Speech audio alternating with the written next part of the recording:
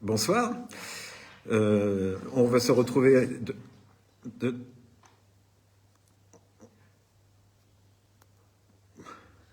Bonsoir. Non, non, c'est pas encore ça. Ah bon?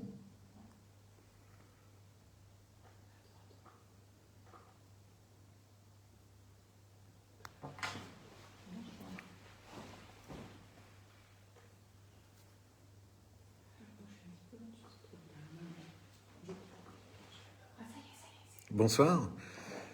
Pour la deuxième fois, nous sommes ensemble pour parler du conseil municipal qui aura lieu le 20, lundi prochain, le 20. Vous le savez, hein, on reconduit ce qu'on avait fait pendant la campagne électorale. D'ailleurs, c'était le premier Facebook Live, c'était il y a 1 an. Je m'en souviens très bien parce que c'était avec le Beaujolais Nouveau et on est dans le Beaujolais Nouveau à nouveau là. Donc, pratiquement jour pour jour, on refait une visio, une petite visio pour vous expliquer, vous commenter le conseil municipal. C'est un petit, c'est un mot parce qu'il n'y a pas trop de points à l'ordre du jour, il y a une quinzaine de points à l'ordre du jour. Petit, je ne sais pas, ça peut durer longtemps, nos discussions peuvent être très alimentées. Et donc, il y a un point, le premier point important. Alors, il y a déjà un point de régularisation. Il y a Madame Marquis qui a démissionné de ce qu'on appelle le conseil municipal jeune. Hein. Il y a le conseil, je vous rappelle, le conseil municipal jeune est composé d'élus adultes et d'élus enfants. Donc on appelle tout ça le conseil municipal jeune, sachant qu'on veut que ce soit les jeunes, bien sûr, qui animent ce conseil municipal, qui aient des idées et qui proposent des activités citoyennes et autres pour tout le monde, petits et grands. Il ne s'adresse pas que aux enfants. Et donc Madame Marquet, par manque de disponibilité, a démissionné et elle sera remplacée par Madame Aurélie Chausse-Pied si l'Assemblée le décide. Voilà. Donc ça, c'est le premier point à l'ordre du jour. Le deuxième point, c'est un point très, important. Il conditionne notre situation financière. En gros, on va renégocier un prêt. On se propose de renégocier un prêt. C'est ce qu'on appelle un prêt structuré, pour parler gentiment, mais en fait, le mot qui a été surtout utilisé, c'est un prêt toxique. On a un prêt toxique parmi nos différents prêts à taux variable. Pour vous donner une idée, actuellement, il est passé à 12%. Et juste pour vous cadrer un petit peu l'affaire, en 2022, l'ensemble de nos intérêts à payer, c'était 236 000 € 375, dont 73 000 € pour le prêt toxique, ce qui représentait 31% en 2022. En 2023, avec l'inflation sur les taux, enfin l'élévation des taux, on paye maintenant en tout en intérêt 398 000 € 950, dont 203 000 € de prêts toxiques, c'est-à-dire à peu près la moitié, 51%. Donc, on a l'opportunité avec la banque qui nous proposait, c'était Dexia, qui peut nous proposer, donc fixer, qu'on appelle ça fixer le taux, de renégocier. Donc, en fait, ça revient à faire un nouvel emprunt en reprenant le capital qui reste dû, plus, bien sûr, comme on renégocie l'emprunt, il y aura une pénalité qui est d'un montant de 420 000 €. Mais en contrepartie, on va pouvoir obtenir un prêt beaucoup plus bas, un taux beaucoup plus bas, avec une durée, alors là on a choisi une durée de 24 ans, et un taux à 3,70%. Et ça, comme ce taux est très très très compliqué, il évolue toujours de façon avec l'actualité internationale, bien sûr. Donc on se propose de voter à l'Assemblée le montant du taux, 3,70 maximum, ce serait, et puis le montant du capital qu'on emprunte. Et en espérant qu'on puisse obtenir ces taux-là au moment où on devra prendre la décision qui se fera dans les quelques jours qui suivent, sachant qu'on veut que le prêt démarre le 1er décembre 2023. Donc ça nous permettrait ça nous permettrait donc de diminuer notre charge d'intérêt. Alors à quoi a servi cet emprunt autrefois? Son libellé, ça a été gérer la dette. Voilà, on a fait un emprunt à l'époque, donc ça date 2008. Il a été pris je cherche ma date, que je ne retrouve, 31/12/2008. Et le compte, c'était de gérer la dette qu'il y avait à l'époque. Donc, et c'était un emprunt donc important. Dexia, il y a eu des opportunités de pouvoir le renégocier dans les années vers 2014, 2016 par là, mais bon, des choses ont été faites, mais on n'a pas été dans les temps et ça n'a pas pu se faire. La collectivité n'a pas pu renégocier ce prêt, dont l'État, parce qu'il y a beaucoup de communes qui s'étaient fait avoir, entre guillemets, par ces banquiers-là, avec d'une proposition, bon, c'était certainement très intéressant au départ, mais c'est tellement complexe et avec la fluctuation des taux, ça réagit beaucoup. Et puis là, vous voyez, on est à un taux à 12% pour ce prêt, lui tout seul, alors que actuellement, les prêts moyens, c'est peut-être 4-5%. Voilà, sur le financement, on espère pouvoir alléger. Alors, j'ai une question, l'augmentation des impôts est-elle à prévoir? Ben, non, on est parti, on est actuellement, avec les services, on est dans la construction budgétaire. On est en train de préparer le 2024. Et dans le processus budgétaire, le budget, il peut être voté jusqu'au mois de mars. Et on a commencé, nous, par une lettre de cadrage qu'on a transmise à tous nos services. La première ligne, c'est qu'on part sur le postulat que nous ne faisons pas d'augmentation d'impôts, nous ne faisons pas de recettes, donc en augmentant les impôts. On l'a fait cette année 2023, on l'a fait de façon importante, hein, ça représente sur votre feuille d'impôt 20%, un peu plus de 20% peut-être, et si on considère celle de l'État qui était de 7%, vous avez en gros quoi, 28, un petit tiers, 28-30% d'augmentation d'impôts, qui ont servi donc à équilibrer notre budget. Ça fait l'augmentation a représenté pas près de 700 000 euros d'augmentation dans nos recettes. Donc ce qui a permis d'équilibrer le budget, qu'on a équilibré aussi avec des ventes pour pouvoir travailler sur la commune, assumer nos charges, les écoles, l'entretien, enfin ce que doit faire une commune. Et on a, comme je l'avais déjà dit, on a abandonné nos investissements. On a assumé les investissements qui étaient lancés, on les a maintenus et on a fait peu d'investissements. Donc voilà, pour le prochain budget 2024, on espère pouvoir le réussir de cette façon-là. Et donc, le débat d'orientation budgétaire aura lieu en début d'année 2024. Donc on aura une bonne idée c'est le débat d'orientation budgétaire, donc les recettes et les dépenses seront affichées. Je vais poursuivre sur le conseil municipal, donc après ce point important qui va alléger notre charge financière en intérêt, et puis il va être fixé pour 24 ans, c'est-à-dire que nos successeurs, sauront à quoi s'en tenir sur ce prêt-là. Le deuxième point dont je voulais parler, c'est le CIEMEL, un fonds de concours. Vous savez, c'est que le CIEMEL entretient nos éclairages, donc il y a des réparations à faire. Et le fonds de concours, donc c'est notre participation à toutes ces réparations, tous ces travaux. Alors on récupère les années encore, des années 2021, 2022 et maintenant un petit peu de 2023. Et le fonds de concours, en fait, c'est la répartition des charges entre nous et le CIEMEL. Le CIEMEL payant 25%, prenant en charge 25%, le reste étant en charge de la commune pour 75%. Alors, il y en a, il y a quelques montants, beaucoup 2021-2022. On en parlera en conseil municipal, on développera cela. Et puis ensuite, pour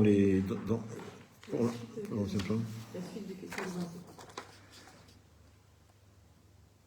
Alors, je lis la question. Les infrastructures actuelles sont-elles en danger du fait de cet endettement? Non, on n'a pas l'endettement. Il existe. Il vient pas. On n'a pas d'infrastructure en danger. En tout cas, moi, pas à ma connaissance. Il n'y a pas besoin de devoir faire des investissements importants pour sauvegarder des bâtiments. Je ne sais pas de quel genre d'infrastructure on a là. Par contre, ça nous empêche de faire des travaux d'entretien de route ou de trottoir. Voilà. Non, l'endettement, il est ce qu'il est. On ne fera pas d'investissement, on ne fera pas d'emprunt encore. On ne peut pas en faire. On est vraiment... voilà. La charge serait trop lourde, on ne pourrait pas accepter de payer des intérêts supplémentaires à nouveau, quoi. Tout dépendrait, vous allez me dire, tout dépend du montant de l'emprunt, bien sûr, mais a priori, on n'est pas parti dans cette démarche-là de faire des emprunts pour faire des choses actuellement. Ce qu'on souhaite, c'est stabiliser notre situation financière, trouver des ressources, et puis une fois qu'on aura équilibré, qu'on se lancera peut-être dans des investissements. Et pour l'instant, il faut qu'on se désendette. La priorité est plutôt là, au désendettement. Pour revenir au conseil municipal, on va revenir sur la tarification de la salle Full Conera, parce qu'on a été sollicité par une association qui veut remettre en place des gens au travail, qui sont des chômeurs ou des gens RSA, et c'est pour plusieurs mois. Et donc notre tarification, elle était à la journée. Donc on passe une délibération pour faire un loyer mensuel à l'association qui fera cette formation pour les gens. Alors, c'est interdit un emprunt par apport trésorerie. Je ne comprends pas trop la question. Est-ce que c'est interdit de faire un emprunt pour un apport de trésorerie? Alors non, on fait pas. Alors pour la trésorerie, on fait pas d'emprunt. On fait ce qu'on appelle une ligne de trésorerie, c'est-à-dire qu'on a à la banque comme un découvert, c'est une couverture, mais on doit le rembourser dans les délais. C'est une disponibilité qui nous est donnée. On avait cette année, et les années passées aussi, il y a eu des lignes de trésorerie de 600 000 euros, par exemple. Ça veut dire que quand la paye arrive des fonctionnaires, on n'a peut-être pas 600 000 euros dans nos caisses. Alors nous, chez nous, un mois de paye, ça doit représenter à peu près 300 000 euros. Si on n'a pas les 300 000 euros de disponibles sur notre banque, pour parler comme tout le monde, eh ben on sollicite l'argent auprès de la banque de 300 000 euros, et voilà. Et c'est l'État nous fournissant de l'argent, il paye tous les mois, je crois, donc on rembourse aussitôt la ligne de trésorerie. Voilà. Emprunt toxique fait pour maison. La question, c'est en fait, tu sais pas pourquoi il a été fait l'emprunt. Non, l'emprunt a été fait pour gérer la dette de l'époque. Donc ça veut dire pour rembourser une dette. On a fait, bon, alors je sais pas, il y a eu un manque de contrôle, j'en sais rien, mais c'est comme ça qu'il faut le comprendre. En principe, on n'a pas le droit de faire un emprunt pour se désendetter. C'est bien ça. Voilà. Donc on a du mal à comprendre, mais bon, ça s'est passé en 2008. Bon, voilà. Pour trouver des ressources financières, quelles sont vos pistes? Les pistes, c'est déjà des économies. On est surtout parti pour faire des économies. Voilà, donc c'est une gestion de rigueur. La situation 2023, reconduite 2024 avec rigueur et le souci de bien dépenser et comme il faut. Il n'y aura pas d'autres ressources financières que celles qu'il y a eu cette année. Et on a toujours la politique de la vente des biens non essentiels, on a appelé ça. C'est-à-dire qu'on va vendre, on essaye de vendre les bâtiments presbytères, enfin on a une liste de biens qui avait été identifiée, qu'on met en vente. Cette année, on aura vendu pour 400 000 euros de biens. On a vendu là où on fait des travaux dans la rue Charles de Gaulle pour de mémoire 280 000 euros. Enfin, en tout, il y a eu des terrains de vendus aussi. Donc on a pu, par ces ventes, obtenir à peu près 440 000 euros. Alors pour 2024, on a toujours des biens à vendre. Les vendra-t-on ou les vendra-t-on pas? C'est la question, mais ils sont en vente. Va-t-on trouver des acquéreurs? Voilà. Mais l'argent va rentrer, comme cette année, par les impôts et les dotations de l'État et les subventions qu'on reçoit dans des divers organismes, la caisse d'allocation familiale ou autre, le département, la région. Ce sera de la même chose. Et pas d'augmentation d'impôts, donc. C'est la volonté que nous avons de ne pas augmenter les impôts. Pour continuer, on va sur le conseil municipal, il y aura tout un train de délibération concernant la tarification. On fait évoluer la tarification.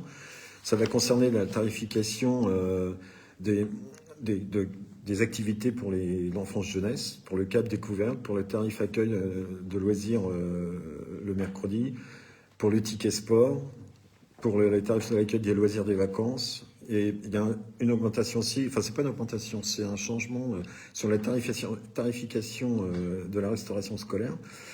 On a introduit, pour sensibiliser les parents, normalement les repas sont commandés 48 heures à l'avance et il y a des parents qui oublient. Et pour la première journée de rentrée, par exemple, il y a eu 60 repas qui n'étaient pas prévus.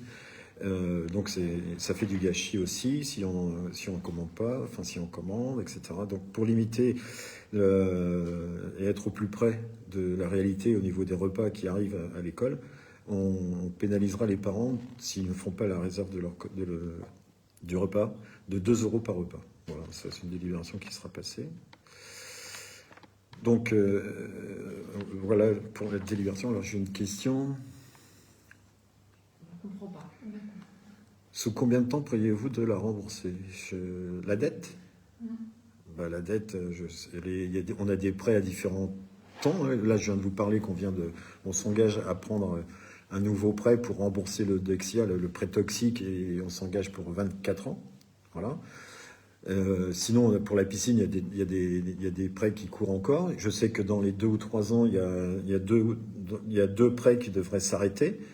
Donc, je n'ai pas tout en tête, mais l'extinction de la dette arrive avec l'arrêt des dépenses des emprunts. Celui qu'on vient de faire, là, c'est pour rembourser un emprunt. Donc, on abandonne cet emprunt qui est remplacé par un autre à un meilleur taux, plus long, et qui facilitera la gestion de la ville, plutôt que d'avoir des 12% qui pourraient monter bien plus haut. Je vous rappelle que sur l'ensemble des intérêts payés, ce taux-là, ce prêt-là, représentait 50%, plus de 200 000 euros à lui tout seul. Voilà. Un commentaire, c'est pas une question. Alors j'ai un commentaire, très forte augmentation, surtout qu'il y a un seul salaire, en plus de l'inflation actuelle, de tout, et de moins en moins de divertissement à Beaufort. Alors pour les divertissements, je ne sais pas, il y a du sport, il y a des activités. Hier, il y avait la soupe avant-hier soir. C'était un mardi soir, il y avait Festi Soupe. Voilà, il y a des activités. Il faut regarder le site internet, notre trait d'union qui annonce des choses. Là, pour Noël, vous allez avoir pas mal d'activités. Le 3 décembre, je crois, avec gastronomie, il y a un petit spectacle pour les enfants, il y a l'illumination de la ville, etc. Non, ça, je suis pas d'accord. Il y a de moins en moins de divertissement à Beaufort. Il faut se renseigner, il faut aller voir.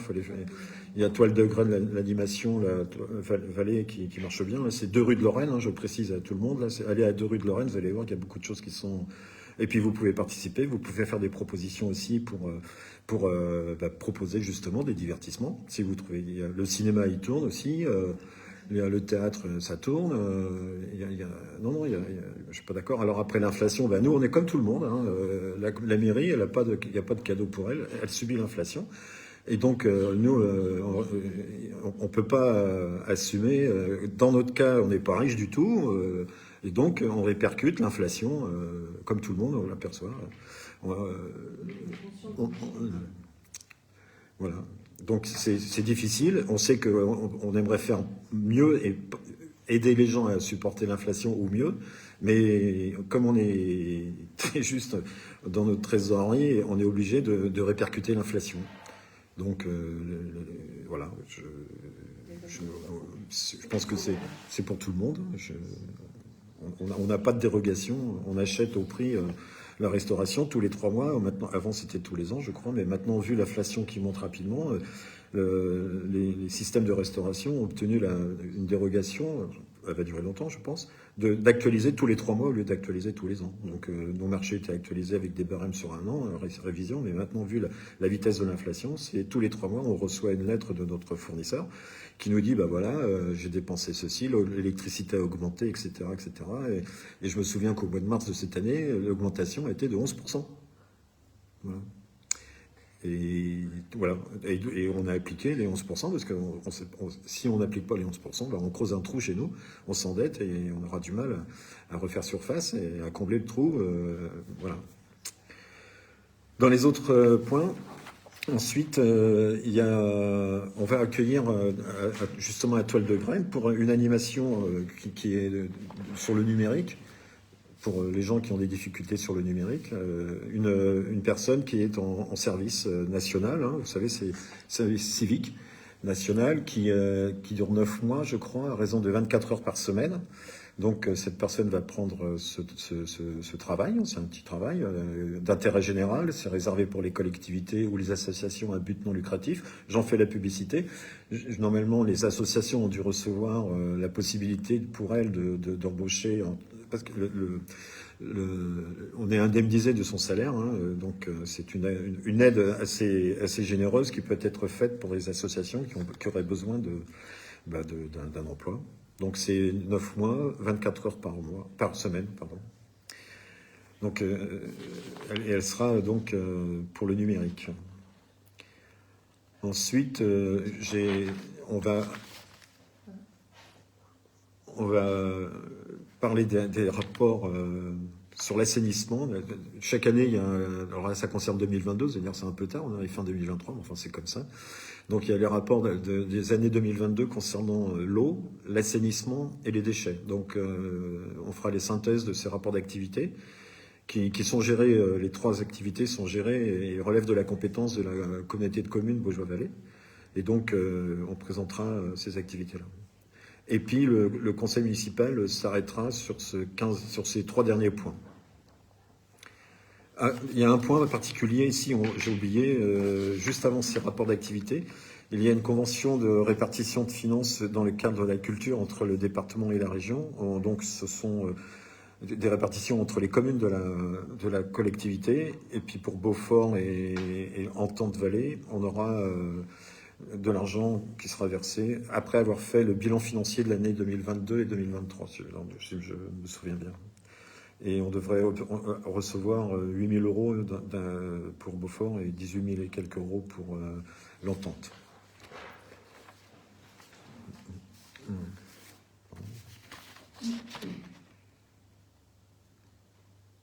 Alors, y aura-t-il du budget pour investir dans les énergies renouvelables suite au potentiel identifié ? Alors, pour nous, c'est vrai qu'on a des difficultés pour investir, puisqu'il nous faudrait faire des emprunts, mais on ne peut pas faire d'emprunts, on n'a pas d'argent. Investir dans l'énergie, on aimerait bien, mais il faudrait qu'on trouve des subventions qui soient vraiment très fortes, et à la limite du 100%. Mais parce que si on est sur des petits montants, peut-être qu'on pourrait faire des choses, mais sur des gros montants, on ne pourrait pas faire grand-chose. Donc, par contre, on peut développer des projets, peut-être avec des citoyens, hein, un projet citoyen d'énergie renouvelable qui pourrait être avec du financement qui pourrait venir des citoyens, de la collectivité et puis d'autres organismes éventuellement pour aider. Alors, à côté de ça, pour ce qui concerne les énergies, il y a actuellement une action qui est nationale, qui est d'accélérer justement le recours aux énergies renouvelables. C'est pour que la France respecte ses objectifs en matière de réduction de CO2. Donc toutes les communes de France sont censées d'ici le 31 décembre avoir remis à la communauté de communes. La communauté de communes va remettre au département, le département va remettre à la région et la région va remettre à l'État. Voilà, c'est un peu un jeu de poupée russe, chaque projet. Mais pour nous, pour notre commune, ça veut dire qu'il faut qu'on identifie des zones. Et pour nous, c'est essentiellement du solaire, où on peut faire du solaire. Donc des capteurs, des zones. Et puis donc c'est une accélération pour les énergies renouvelables, on appelle ça. L'accélération en question, quand on regarde, c'est au niveau de l'instruction des dossiers. Le commissaire enquêteur, s'il y a des enquêtes publiques, il pourrait remettre son rapport au bout de 15 jours au lieu d'un mois. Par contre, ici, alors pour nous, on est concerné un petit peu sur notre territoire, et même beaucoup, mais les règles du PLU, du plan local d'urbanisme, ou les obligations que nous demande l'architecte des bâtiments de France, il n'y a pas de dérogation. On est toujours tenu par ces règles d'urbanisme pour faire des choses. Mais il y aura des idées, hein, faire des groupements citoyens. Tout ce qui est toit-terrasse, par exemple, on a dit on peut les mettre qui peut supporter des capteurs, hein, bien sûr, parce que comme si c'est des toits qui n'ont pas été prévus pour le faire, donc il faut le vérifier. Mais l'idée d'équiper tous les toits-terrasses des zones d'activité activales par là-bas, ou la prévôté, enfin ou l'école de la vallée aussi, par exemple, d'y mettre des capteurs solaires pour faire de l'énergie. Donc on va mettre tout ça sur ces plans. Et puis après, on va voir comment ça se développe. L'État va recevoir tous les projets. Alors ça concerne le solaire. Pour nous, il n'y a que le solaire pour l'instant, mais sinon ça concerne aussi l'éolien. Ça concerne aussi le biogaz, enfin la méthanisation des déchets verts, hein, qui est aussi concernée pour accélérer et que la France puisse respecter ses objectifs de CO2, de diminution de CO2. On a, dans notre département, on a un organisme qui est lié au département, qui s'appelle Alter Énergie, qui développe beaucoup de projets.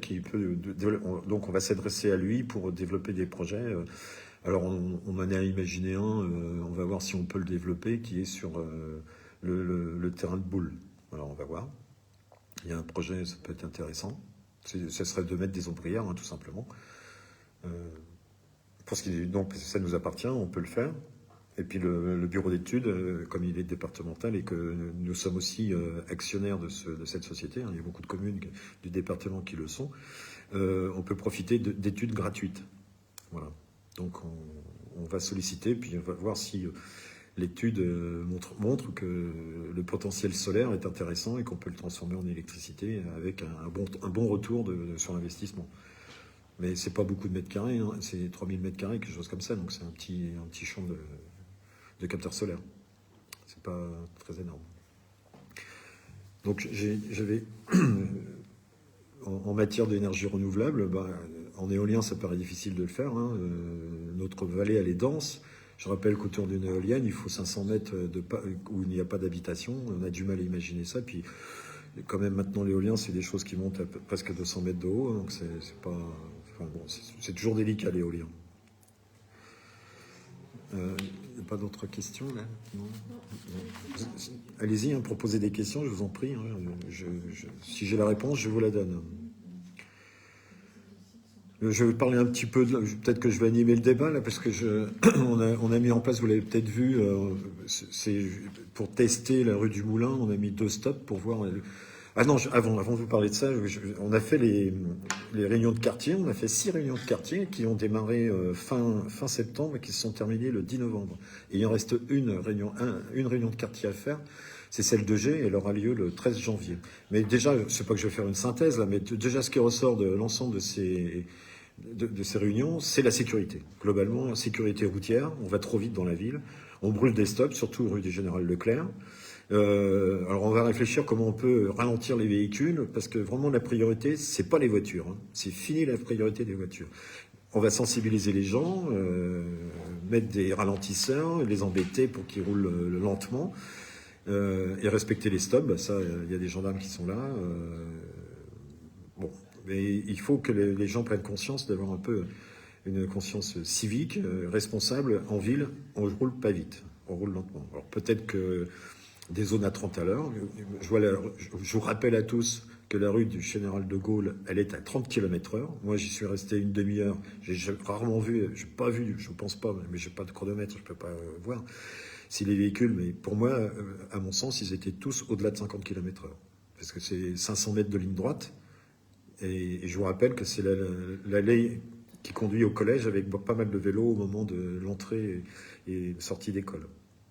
Donc c'est un sujet qu'on va travailler, on a commencé déjà à travailler, mais là, avec la pression des gens qu'on a reçus, là, des habitants qui sont venus à nos réunions. En tout, on a à peu près eu 200 personnes qui sont venues sur l'ensemble des quartiers.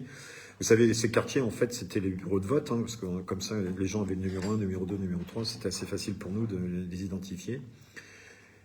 Et donc, on a pu discuter avec les gens sur ces... Alors, je reviens, ce qui m'a fait penser à parler des réunions de quartier et de la sécurité. On va tester rue du Moulin. Il y avait deux céder le passage. On les a remplacés par 2 stops pour que les gens arrêtent. Voilà, ralentissent. On va voir si ça marche. J'espère qu'ils ne vont pas brûler le stop. Le code de la route, il faut le respecter. C'est la moindre des choses. Donc, oui, si quelqu'un brûle le stop, c'est 4 points. Et je ne sais pas combien d'amende, 135 € peut-être. Mais il faut vraiment qu'on arrive à limiter ces vitesses dans la ville. Alors, des visites de sites sont toujours intéressantes, énergie renouvelable. Oui. Moi, j'en ai visité une innovation d'ailleurs, c'est avec des capteurs solaires qui sont posés dans une ancienne carrière remplie d'eau. C'est intéressant. J'invite les gens à visiter ça. Nous, on n'en a pas ici pour visiter des sites.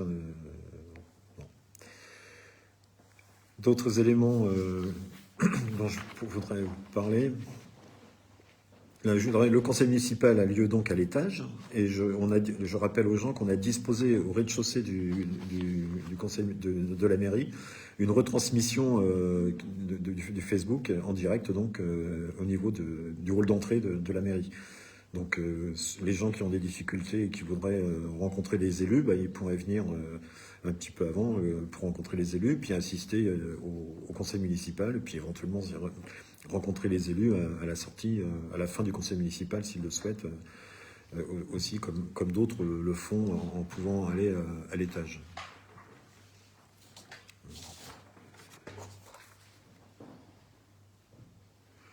Les poubelles qui restent sur les trottoirs constamment pour les poussettes ou autres, c'est très gênant. Oui, normalement, on doit rentrer les poubelles, mais je sais qu'il y a des habitations où il n'y a pas la place des poubelles dans les habitations. Il n'y en a pas beaucoup, mais ça existe. Par contre, peut-être que les gens rangent mal leurs poubelles au mauvais endroit. Donc, peut-être on pourrait regarder, faire une information dans le trait d'union, de rappeler comment ranger ses poubelles. Mais je suis d'accord, hein, c'est gênant avec les poussettes. Pour la circulation en vélo, où en est le projet? Eh ben, le plan vélo, il se déroule. Il y a des choses qui vont se faire. Il y a un comité consultatif plan vélo qui va se réunir bientôt, qui va travailler sur des éléments. Il y a déjà des études qui ont été faites, il y a des choses qui ont été identifiées. Maintenant, comme vous le savez, il y a des dépenses et on est dans la capacité à dépenser, à faire des investissements. Donc, c'est des études, on prépare. Comme pour la Ménitrée, d'ailleurs, pour aller à la gare de la Ménitrée, en vélo depuis Beaufort. On a la chance de travailler avec le département qui nous fait les études. On a un projet qui avance avec la Ménitrée. On va, dans l'année 2024, certainement formaliser des études. Et on verra comment on pourra passer à la phase exécution. C'est un projet qui est autour de 700 à 800 000 euros pour aller jusqu'à l'entrée de la Ménitrée. C'est pas tout à fait la moitié pour chaque commune entre la Ménitrée et Beaufort en Anjou, mais on va avancer sur ce projet. Voilà.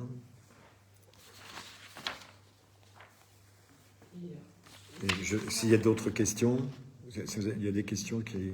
Voilà. Sinon, je voudrais vous rappeler simplement que le 25 novembre, la semaine prochaine, le samedi, il y a une opération qui s'appelle Un arbre, une naissance. Ça a été proposé par la région, on l'a retenu, et donc il y aura plantation de 72 arbres, parce qu'en 2022, il y a eu 72 naissances. Donc j'invite tous les gens à venir vers le Marais au niveau de la Tête Noire et de l'avenue d'Anjou. C'est dans ce coin-là. On sera pas mal d'élus, de gens, et ensuite on ira à Gey, à l'Écoparc, pour une petite réception. Voilà. C'est au cinéma, à la mairie, ça? Oui. Alors, au conseil municipal, à la salle du conseil municipal, on organise le 24 novembre un débat sur les violences conjugales. C'est à 19h30 à la mairie, avec un support documentaire. Donc, il sera là, et donc on vous invite à venir pour débattre sur ces violences conjugales. Alors, on revient. Alors, c'est vrai qu'on avait eu. Alors, où en êtes-vous sur le curage des fossés? Eh ben, le curage des fossés, on a lancé l'action. On a pu avoir des machines qui marchent et on a eu des recrutements. Les CV de l'été qu'on a reçus au mois de juillet et le mois d'août ont été instruits et des gens sont arrivés courant octobre. Et vous avez pu voir que il y a les fossés, ça a commencé, quoi. Les tontes et les curages ont commencé sur certains secteurs. Alors, je ne sais plus combien il y a de kilomètres, mais on parle en 60 ou 80 kilomètres. Alors, multiplié par je ne sais pas combien, puisqu'on passe en 2 ou 3 fois sur les fossés. Donc, ça prend du temps. Et puis, je sais que là, notre machine est tombée en panne parce que le filtre gasoil s'est bouché et que pour changer ou nettoyer le filtre gasoil, c'est très compliqué et il faut faire appel au constructeur. Et le constructeur, il n'est pas disponible comme ça immédiatement. Il a fallu attendre. Je crois que bientôt, elle va repartir la machine. En attendant, il y avait une autre machine qui tournait, qui a pu faire de la fauche. Voilà. Donc, on avance. On savait bien qu'on était un petit peu... démunis parce que la machine était... On n'avait pas de chauffeur pour les mettre sur les machines. Donc si vous voulez bien, notre prévision c'était une demi-heure. Voilà, s'il n'y a pas de questions, je vous remercie beaucoup. Je vous invite à venir au conseil municipal lundi soir, 19h30. Ça va commencer à 19h30. On serait très heureux de parler avec vous, de discuter avec vous, de vive voix. Voilà. Je vous souhaite une bonne soirée et à dans un mois alors, pour le prochain conseil municipal. À bientôt. Au revoir.